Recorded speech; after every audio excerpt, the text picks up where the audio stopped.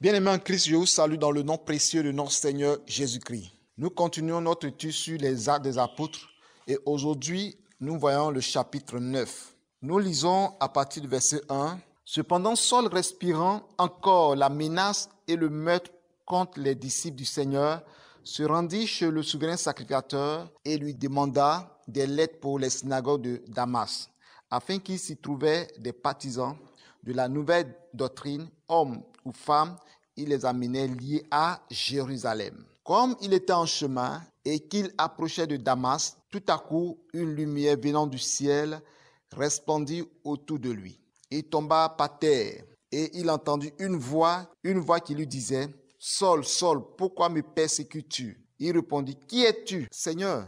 Et le Seigneur dit « Je suis Jésus que tu persécutes. Il te serait dur de regimber contre les aiguillons. » Tremblant et saisi d'effroi, il dit « Seigneur, que veux-tu que je fasse ?» Et le Seigneur lui dit « Lève-toi, entre dans la ville, on te dira ce que tu dois faire. » Les hommes qui l'accompagnaient demeuraient stupéfaits. Ils entendaient bien la voix, mais ils ne voyaient personne. Le verset 8. Saul se releva de terre et quoique ses yeux fussent ouverts, il ne voyait rien.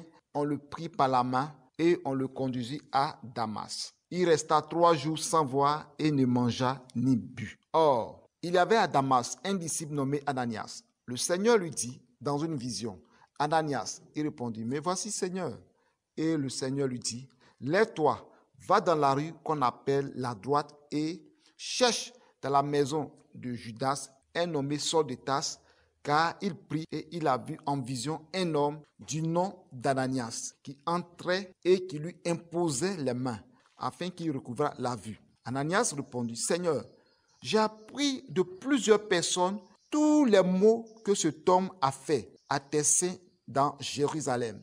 Et il a ici des pouvoirs de la part des principaux sacrificateurs pour lier tous ceux qui invoquent ton nom. » Mais le Seigneur lui dit, « Va, car cet homme est un instrument que j'ai choisi pour porter mon nom devant les nations, devant les rois et devant les fils d'Israël. Et je lui montrerai tout ce qu'il doit souffrir pour mon nom. » Ananias sortit et lorsqu'il fut arrivé dans la maison, il imposa les mains à Saul en disant, « Saul, mon frère, le Seigneur Jésus qui t'est apparu sur le chemin par lequel tu venais m'a envoyé pour que tu recouvres la vue et que tu sois rempli du Saint-Esprit. » Au même instant, il tomba de ses yeux comme des écailles et il recouvra la vue. Il se leva et fut baptisé. Et après qu'il eut pris de la nourriture, les forces lui revinrent. Saul resta quelques jours avec les disciples qui étaient à Damas. Aussitôt, il prêcha dans les synagogues que Jésus est le Fils de Dieu. Bien-aimés en Christ, dans ce passage, il s'agit de Saul de Tarse. Cet homme qui, au moment qu'on lapidait Étienne, les gens tuaient Étienne, il était là, c'est au pied de lui que les gens ont déposé leurs vêtements. Donc, il approuvait le meurtre d'Étienne. Et après la mort d'Étienne, il était vraiment plus engagé parce qu'il voulait encore traquer les chrétiens, les prendre et aller les lier à Jérusalem, c'est-à-dire les jeter en prison et même tuer d'autres. Donc, c'était quelqu'un qui était beaucoup engagé dans sa religion. Et sa religion, c'est la religion de la loi de Moïse, c'est-à-dire ce sont des gens qui suivaient toujours la loi de Moïse et qui n'ont pas accepté encore le Seigneur Jésus-Christ et ils prenaient l'Église comme une nouvelle doctrine. Donc, une doctrine qui combat le judaïsme. Donc, ils étaient tellement opposés, ils étaient tellement en colère contre l'Église qu'ils cherchaient à lier les gens. Donc, quand nous lisons, nous voyons le verset 1. La Bible déclare que cependant, Saul respirant encore la menace et le meurtre contre les disciples du Seigneur et rendit chez le souverain sacrificateur et lui demanda des lettres pour les synagogues de Damas afin qu'il trouvait des partisans de la nouvelle doctrine, hommes ou femmes. Il les amena liés à Jérusalem. Vous voyez, la Bible dit qu'il prenait ces personnes comme des partisans de la nouvelle doctrine. Donc, c'est comme des gens qui sont venus apporter une doctrine qui n'a rien à voir avec les 10 commandements, la loi de Moïse. Donc, cet homme-là, qu'est-ce qu'il va faire? Il va aller chez le souverain sacrificateur et il va prendre une lettre d'autorisation qui lui donne le pouvoir d'aller saisir les chrétiens, aller dans les maisons, hommes ou femmes, les mettre en prison. Vous voyez? Et vous voyez que les gens vont faire des choses, ils font ça bien. Et le chrétien, aujourd'hui, quand le chrétien veut faire une affaire, il néglige le côté administratif. Vous voyez, avant qu'il ne parte persécuter les chrétiens, il est passé sur le côté administratif, aller prendre une lettre. C'est-à-dire pour montrer que même le souverain sacrificateur est d'accord de ce qu'il est en train de faire. C'est pourquoi, frères, sœurs, j'ouvre une parenthèse sur ce côté. Quand nous voulons faire quelque chose, il faudrait que nous ayons les papiers qui montrent que ce papier atteste ton ministère, ce papier atteste que tu es en train de faire telle activité, telle œuvre. Le chrétien néglige ce côté. Lorsque nous, les chrétiens, nous faisons les choses, nous disons que c'est la foi. Oh bon, faisons par la foi. Le Seigneur va faire. Alors que dans ce monde-là, nous ne pouvons rien faire sans les papiers. Et Saul, qui savait que s'il n'avait pas l'autorisation du souverain sacrificateur, lui-même pas avoir des problèmes. Et quand il est parti, quand il rentre dans les maisons, il tend le papier, la lettre, et il dit que je suis envoyé par le souverain sacrificateur. Je suis venu vous saisir parce que vous n'avez pas le droit d'enseigner au peuple votre nouvelle doctrine. Vous êtes en état d'arrestation. Et son état d'arrestation, c'est ce qui justifie, c'était la lettre qu'il a prise auprès du souverain sacrificateur. Aujourd'hui, les chrétiens, les églises ont beaucoup de problèmes parce que souvent, quand nous partons, par exemple, sur un terrain de quelqu'un, un exemple, une parent que je dis, souvent, les gens nous donnent le terrain et puis ça nous arrivait et rapidement on dit non, homme de Dieu, il faut prier, c'est l'œuvre de Dieu, hein. Sans même écrire, faire un contrat. Et puis quand on voit que l'œuvre de Dieu, avant quelques années plus tard, les gens viennent et puis vont contre nous parce que nous n'avons pas signé de contrat. Et surtout nous les chrétiens, ce côté-là, on néglige beaucoup. Et tu peux commencer un ministère sans avoir des papiers et tu fais le ministère. Quelque temps après, tu vas constater que les gens vont venir pour dire que oh, monsieur, homme de Dieu, mais qui t'a autorisé à prier ici? Tu dis non, c'est le Seigneur qui m'a envoyé. Eux, ils ne vont pas regarder le côté Seigneur. Ils vont dire, bon, ok, si tu es homme de Dieu, montre-nous des papiers. Aujourd'hui, vous allez constater qu'il y a des hommes de Dieu qui n'ont pas de papier, de carte pastorale, qui n'ont rien, qui font l'œuvre de Dieu. Vous voyez, en parlant ces choses, d'autres vont dire que non, on n'a pas besoin de faire des papiers pour faire l'œuvre du Seigneur. On n'a pas besoin de voir une carte pastorale. C'est important, la carte pastorale. Va rapidement à l'église où tu pries, on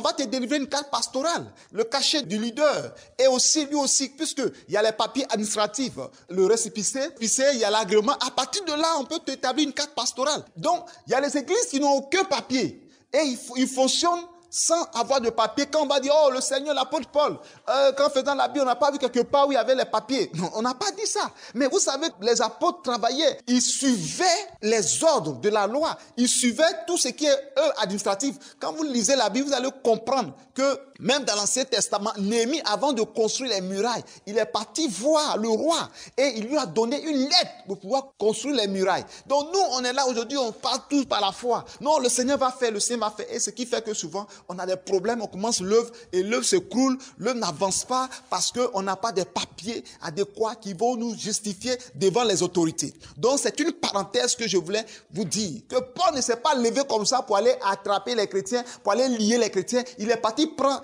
une lettre chez le souverain sacrificateur. Donc si tu veux faire une croisade par exemple, tu arrives dans un endroit net et puis tu dis non, le Seigneur m'envoie pour venir faire une croisade. Mais les chefs peuvent t'arrêter, les autorités peuvent t'arrêter pour dire que non, on ne t'autorise pas. Mais tu peux aller à la mairie, tu peux aller au commissariat, prendre un papier qui justifie que tu es venu pour faire une croisade. Et quand ils vont te donner cette autorisation, tu fais ta croisade. Ça ne coûte rien. Peut-être ils vont te dire de payer les timbres, simplement. Mais nous, les chrétiens, on veut brûler les étapes et puis on dit non, c'est le Seigneur. Le Seigneur est avec nous, allons-y, faisons l'œuvre du Seigneur. Ce n'est pas possible. Vous voyez, vous pouvez arriver dans un endroit et vous êtes en train de faire une croisade comme ça. C'est différent de l'évangélisation qu'on fait en plein air. On n'a pas besoin d'aller demander papier pour faire les plein air. Quand tu passes, tu évangélises, tu n'as pas besoin de papier. Vous comprenez? Mais il y a certains pays, dans certains endroits, ils vont te demander, exiger un papier qui montre que tu es venu évangéliser. Mais chez nous, dans notre pays, surtout en Afrique, on n'a pas besoin de ça. Mais quand il s'agit des programmes, des grands programmes, des programmes d'évangélisation, des programmes en plein air avec des instruments, tu ne peux pas venir t'installer dans un quartier et puis tu vas déranger les voisins dans les immeubles, les voisins qui sont dans leur maison, et puis tu vas dire que non, c'est le Seigneur, c'est Dieu qui a créé le ciel et la terre, donc on n'a pas besoin, c'est le Seigneur qui vous commande. Non, les gens vont vous arrêter. Même Dieu même veut qu'on respecte les autorités. Vous comprenez? Donc ce côté, je voulais toucher, ce n'est pas le message, mais je voulais toucher ce côté pour dire aux chrétiens que nous, les chrétiens, nous négligeons beaucoup les choses. Tout ce que nous faisons, il y a une grande négligence, une très grande négligence. Et quelques années plus tard, ou bien quelques mois plus tard, tout le travail qu'on fait, tout tombe à l'eau et on recommence à zéro. Et on dit non, on est attaqué par les esprits, les sorciers ne veulent pas qu'on travaille. Alors que ce que Dieu veut qu'on fasse, on n'a pas pu faire. Que le Seigneur nous fortifie et qu'il nous bénisse. Nous continuons dans notre message. Le thème, la conversion de Saul de Tarse devenu Paul. La conversion de Saul de Tarse devenu Paul. Donc, lorsque nous lisons la Bible, nous continuons le verset 3. Comme il était en chemin et qu'il approchait de Damas, tout à coup, une lumière venant du ciel resplendit autour de lui. Il tomba par terre et il entendit une voix lui disait, « Saul, Saul, pourquoi me persécutes-tu » Et vous voyez que Paul, il est dans l'assurance que oui, la personne ne va l'arrêter. Il n'y a pas un soldat qui va l'arrêter. C'est le souverain sacrificateur qui a donné la lettre d'arrêter les chrétiens. Et lorsqu'il s'en va, il est arrivé un peu devant et le Seigneur va venir dans le ciel avec une grande lumière. Et la lumière qui a frappé, donc Saul dans l'assurance, partait pour lier les chrétiens, c'est-à-dire prenait les chrétiens de Damas pour les envoyer à Jérusalem, pour les jeter en prison, ou pas certains d'entre eux, et même tuer d'autres. Donc lui, il était tellement zélé dans sa doctrine, dans sa religion. Donc lui, en le faisant, il se disait qu'il faisait bien, parce que ceux-là, ils sont amenés changer la doctrine de Dieu. La doctrine, la loi de Moïse sont venus changer. Donc ce n'est pas normal. Alors que lui, il n'avait pas compris que Christ est le sauveur. Christ est le Fils de Dieu. Jésus est le Fils de Dieu. Donc, sur le chemin, en partant, du coup, le Seigneur va se révéler à lui dans une lumière. Et il a vu une lumière qui est venue du ciel. Et quand la lumière est venue, il a vu le Seigneur et le Seigneur va lui parler. Il dit, verset 4, il tomba par terre quand la lumière est venue et il entendit une voix qui lui disait, « Saul, Saul, pourquoi me persécutes-tu » Il répondit, « Qui est Seigneur? Qui es-tu Seigneur ?» Et le Seigneur dit, « Je suis Jésus que tu persécutes. Il te serait dû de regimber contre les aiguillons. » Vous voyez? Et la Bible nous dit que quand le Seigneur s'est révélé à lui, la lumière était tellement forte et il a vu le Seigneur dans la gloire, en pleine journée. Mais il a vu une lumière en pleine journée encore. La lumière qui était tellement grande, la lumière du Seigneur. Et le Seigneur va lui dire, « Saul, Saul, pourquoi me persécutes-tu » Et il lui demande, « Mais qui es-tu, Seigneur ?» Il dit, « Je suis Jésus que tu persécutes. » Voilà une parenthèse que je vais ouvrir aussi. Vous voyez, souvent quand les gens persécutent l'église, les gens persécutent les serviteurs de Dieu, persécutent les chrétiens, ils pensent faire du mal aux chrétiens, ils pensent faire du mal à l'homme de Dieu ou à la servante de Dieu. Mais le Seigneur s'est révélé à Paul en disant, Saul, s'est révélé à Saul en disant, pourquoi me persécutes-tu? Alors qu'en temps normal, Saul, lui, il partait à mettre les chrétiens en prison, les saisir, les disciples de Jésus-Christ. Et le Seigneur lui dit, c'est moi que tu persécutes. L'église que tu persécutes, c'est moi Jésus. Et c'est clair. La Bible dit que si je vis, ce n'est plus moi qui vis, mais c'est Christ qui vit en moi. Le même Paul, lorsqu'il sort, qui s'est converti, qui s'appelle Paul, il a écrit cela au livre des Galates.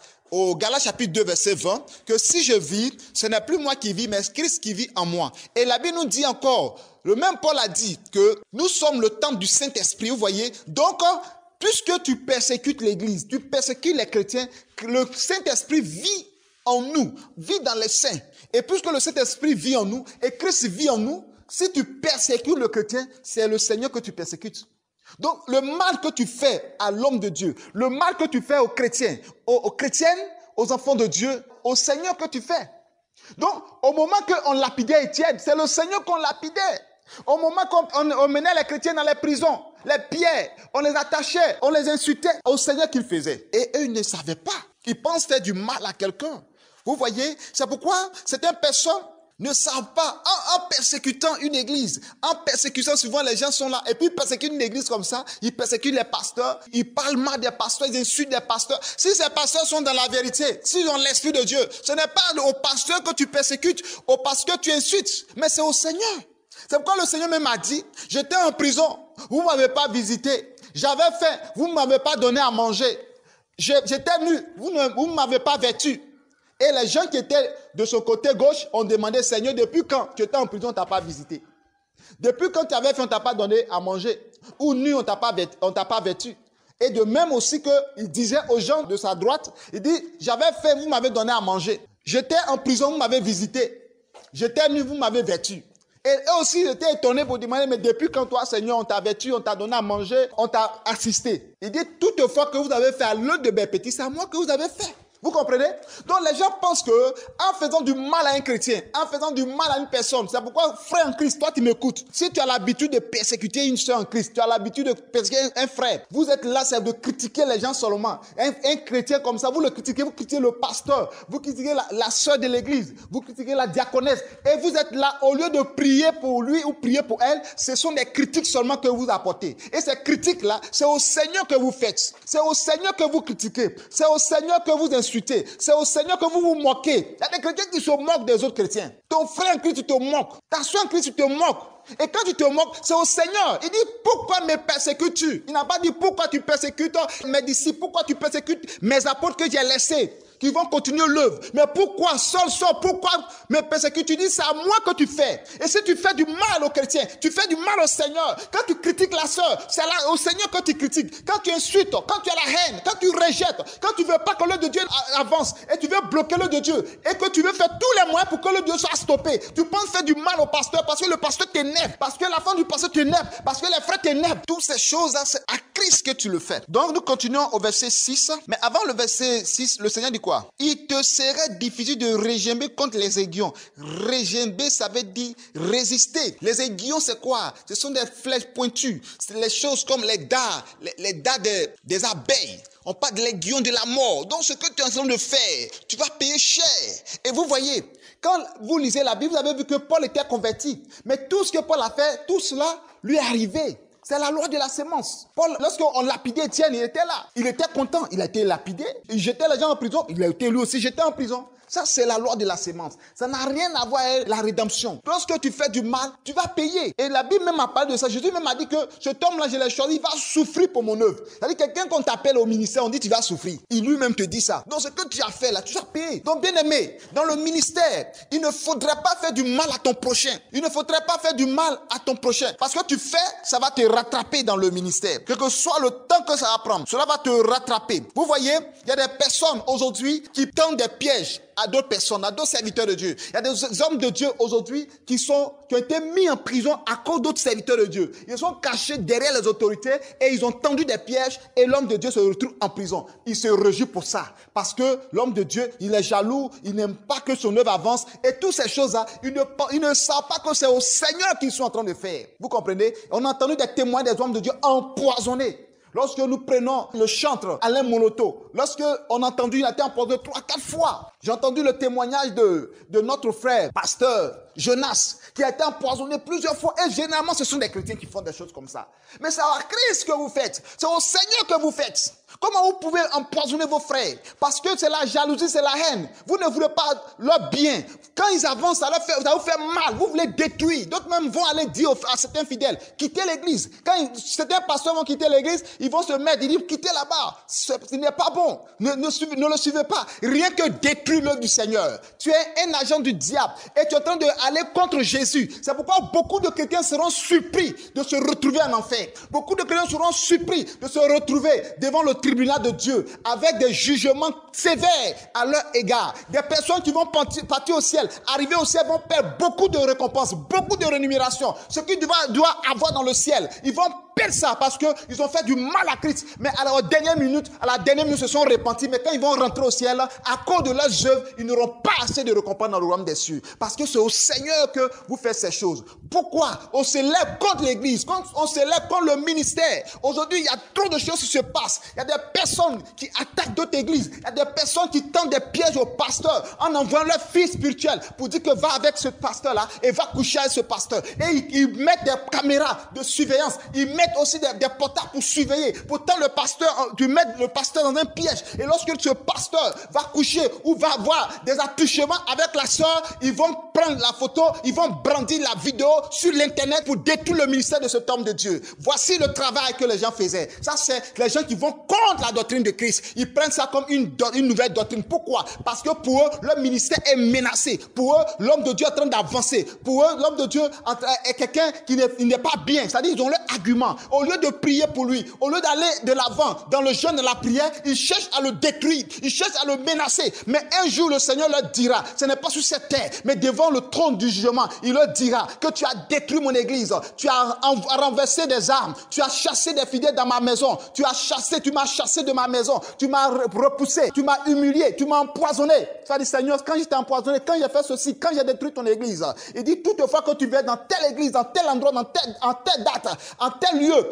avec tel pasteur, c'était à moi que tu faisais. Alléluia. Donc, bien aimé, je dis à quelqu'un, il ne faudrait pas que cela t'arrive lorsque tu seras devant le trône de Dieu. On te dira, le Seigneur te dira, tu m'as persécuté, tu m'as fait du mal, tu m'as fait pleurer. Parce que l'homme de Dieu, quand il souffre, il pleure, c'est le Seigneur qui pleure en lui. Quand il gémit, c'est le Seigneur qui gémit en lui. Quand il est dans l'angoisse, c'est le Seigneur qui est dans l'angoisse en lui. Il faudrait que nous comprenions la parole du Seigneur. Bien aimé, je vais rendre un témoignage pour continuer. Une année, j'étais à l'église avec des pasteurs et des moments étaient arrivés où vraiment j'étais beaucoup engagé à la télé, à la radio, à la télévision. En tout cas, je faisais l'œuvre de Dieu un peu partout. Donc, je ne savais pas, moi, mon cœur était tellement ouvert, mais je ne savais pas que j'avais autour de moi des personnes remplies de jalousie, des personnes remplies même de haine contre ma personne. Donc, tout le temps, moi, je suis tellement ouvert à eux, je souris à eux, je cause à eux, je n'avais pas de secret à ces personnes. Je leur dis tout, je leur parle tout. Et on marche ensemble. Alors que eux, ils avaient des mauvais projets contre moi. Ils avaient des mauvais desseins contre moi. Ils veulent que l'œuvre tombe. Ils veulent que l'œuvre s'écroule. Ils veulent que je sois humilié. Ils veulent que les âmes quittent l'église. Ils veulent que des personnes qui me soutiennent là, j'ai des histoires avec ces personnes-là. Et que les personnes quittent, les personnes, ça m'abandonne. Je ne savais pas. J'étais ignorant. Je me suis tellement confié à ces personnes-là. Et que vraiment, à un moment donné, je ne savais pas que j'avais creusé moi-même ma propre tombe. Et c'est que je suivais ces personnes. On marchait, on riait, on mangeait ensemble. Mais eux, ils avaient un projet contre moi. Mais lorsque le Saint-Esprit a commencé à prier et que le Saint-Esprit maintenant a commencé à changer mon caractère. Vous savez, quand tu avais des gens et que ton caractère est doux, les gens trouvent que tu es bon. Mais lorsque tu rentres dans la révélation de l'Esprit et que tu deviens dur, parce que tu veux travailler dans la crainte du Seigneur, les gens trouvent que tu es mauvais. Et lorsque je suis rentré dans cette phase d'être dur dans le ministère, d'être sévère, parce qu'il y a des choses que tu ne dois pas jouer. Parce que tu te joues, ça y va au prix de ta vie. Et ça peut même t'amener à l'enfer parce que tu as désobéi à Dieu. Et j'ai commencé à marcher, à écouter la voix du Seigneur. Et ces personnes ont commencé à quitter l'église. En quittant l'église, il dit à telle personne, pardon, ça dit, il me salissait. Il disait des choses. Il dit, des sous-groupes se formaient contre ma personne. J'étais là, je gémissais au-dedans de moi. Je souffrais au-dedans de moi. J'avais mal. Je n'arrive pas à comprendre jusqu'au point que j'étais tombé gravement malade parce que la trahison était à un niveau que je ne m'attendais pas. Une trahison pas possible. Et des gens m'ont trahi, les gens m'ont quitté, les gens m'ont persécuté, ils ont chassé les armes. Des personnes qui me soutenaient, d'autres sont partis derrière eux, pour aller prendre de l'argent, d'autres sont allés vers eux, pour aller dire des mensonges sur ma vie. Et les gens ont arrêté de venir à l'église. Même, on m'a même donné des terrains. Ils sont partis dire des choses sur moi. La personne qui m'a donné des terrains, elle a arraché le terrain. C'est-à-dire des choses. La personne même ne venait plus à l'église. Elle a pris les papiers pour partir. C'est-à-dire qu'il y a des choses qui se passaient dans l'église. Il a failli mourir. C'était l'homme qui persécutait le prophète d'Oliveira, Paul Moïse. Mais il ne savait pas qu'ils étaient en train de persécuter Jésus. Ils étaient en train de persécuter. Et ils ne se sont pas arrêtés là. Ils vont partir à une chaîne de radio où je partais prêcher. Je partais faire des émissions comme je fais actuellement sur les réseaux sociaux, les enseignements comme ça. Les gens étaient édifiés, les gens témoignaient des messages, des musulmans se convertissaient. Et ils sont partis à la radio. Ils sont partis aller voir un responsable de là-bas pour lui dire, le prophète d'Oliveira, c'est un faux prophète. C'est quelqu'un qui ne veut pas écouter les gens. C'est quelqu'un qui est comme ça orgueilleux. Il a commencé à dire des choses sur ma personne. Il fera ce qu'il fait. En tout cas, s'il vient prêcher ici, vraiment demain, les gens, vous allez, votre radio aura un mauvais témoignage parce qu'il n'est pas bon, il n'est pas ceci, cela. Ah! Je vous donne le nom de la radio. Peut-être d'autres pensent que je suis en train de mentir. C'est la radio Chandelier en Côte d'Ivoire. Et le journaliste m'appelle. Il dit, mais prophète d'Oliveira, qu'est-ce qui se passe dans ton église? Il dit, mais il n'y a rien. Bon, je ne voulais pas lui expliquer. En même temps, puisqu'il me connaît, c'est lui avec le fait des émissions, avec d'autres journalistes encore. La radio me connaît. Et il dit, voilà telle personne qui est venue, en disant même son nom, qui est venu me dire que voilà. Quand il a dit ça, il dit, ok, j'ai compris. Il n'a rien dit et il m'a appelé. Et quand il m'a appelé, je lui ai expliqué comment ils ont fait. Il dit, prophète, il ne faut même pas te donner des justifications, je te connais. C'est pas aujourd'hui on est ensemble. L'homme qui est là, on le connaît dans ses œuvres. On le connaît, on dit on connaît un bon arbre par ses fruits. Donc, ce qu'il a dit là, moi, je n'étais pas convaincu et je voyais que s'il était venu pour te discréditer, pour ne pas que tu prêches ici encore, pour que le message s'arrête à la radio. Et d'ailleurs même, il ne faut pas payer l'argent. Je te donne des espaces de prédication, viens prêcher. Je vous assure. J'étais tellement cassé parce qu'ils n'étaient pas une personne, deux personnes.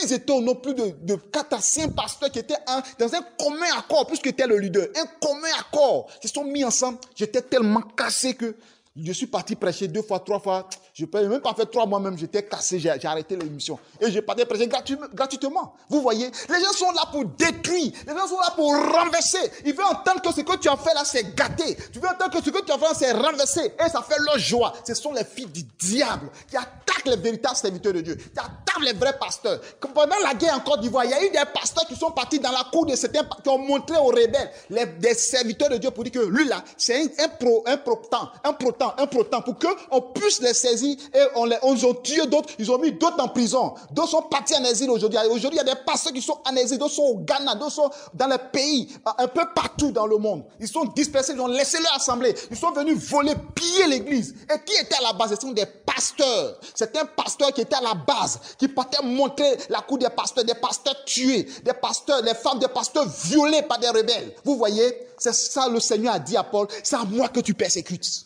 C'est à moi que tu fais.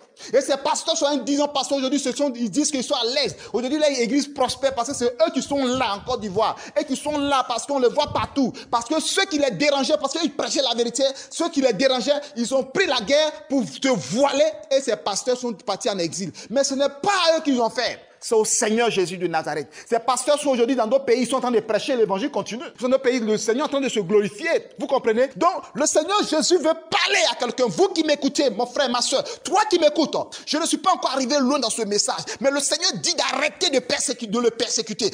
Arrête de persécuter le Seigneur. Parce que ta persécution se dresse contre une soeur. Ta persécution se dresse contre un frère. Ta persécution se dresse contre ton pasteur. Le fait de t'asseoir et de calomnier ton pasteur, de le critiquer, de dire des choses, mais c'est lui qui t'impose, mais qui prie pour toi, qui est là pour t'enseigner. Mais c'est toi qui le calomnie, qui est en train de calomnier le Seigneur, qui est en train de persécuter le Seigneur, qui est en train de persécuter Jésus. Et le jour viendra, quand tu seras devant le trône, il dit, je t'ai jamais connu, serviteur d'iniquité.